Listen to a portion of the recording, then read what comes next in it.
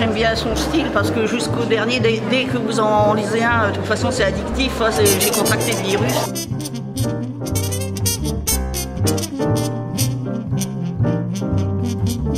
C'est tellement prenant ces personnages, Sarko et puis Belle, quand vous en lisez un et puis vous allez jusqu'au bout et puis après c'est un deuxième, un troisième et puis voilà. Ouais.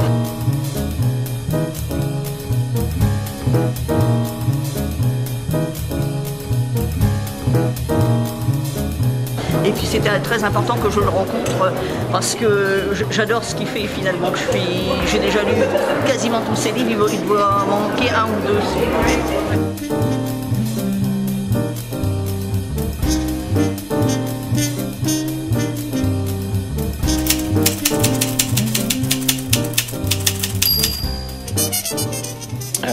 En fait, je suis né à Annecy par accident, parce que mes parents étaient de la région, les grands-parents, enfin toute la famille côté paternel et maternel. Et puis il se trouve que mes parents étaient en déplacement à l'époque. Enfin, mon père se déplaçait beaucoup, ma mère suivait.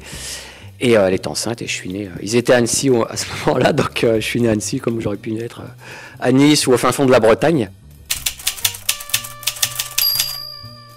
C'est pas vraiment un choix, ça s'est imposé à moi, c'est parce que c'est un genre que j'aime depuis que je suis ado en fait. Hein.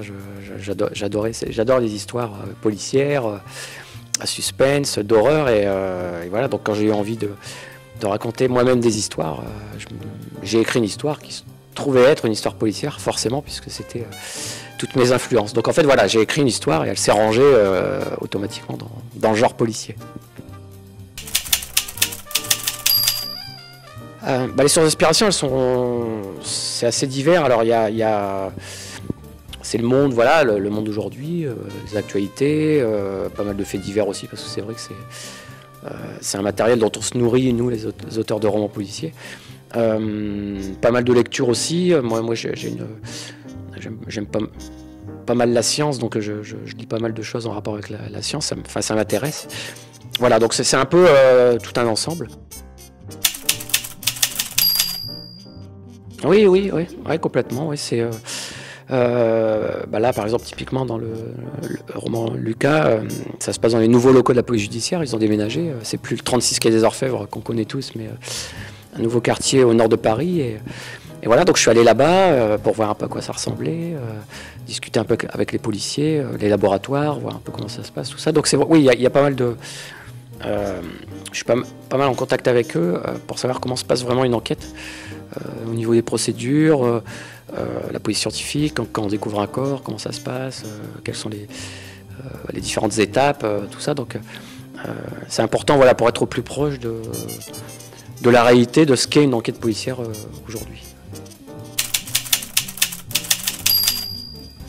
Le gros sujet qui m'a intéressé dans ce livre, c'est tout ce qui a trait, alors il y a plusieurs choses, il y a toujours une partie un peu de biologie, de génétique, de manipulation, voilà, de l'infiniment petit et de cette science entre les mains de grands méchants, on va dire. Et après il y a toute la partie dans laquelle on vit en ce moment, qui est celle des réseaux sociaux, les écrans, les téléphones portables, et puis toutes ces données qui transitent là-dessus.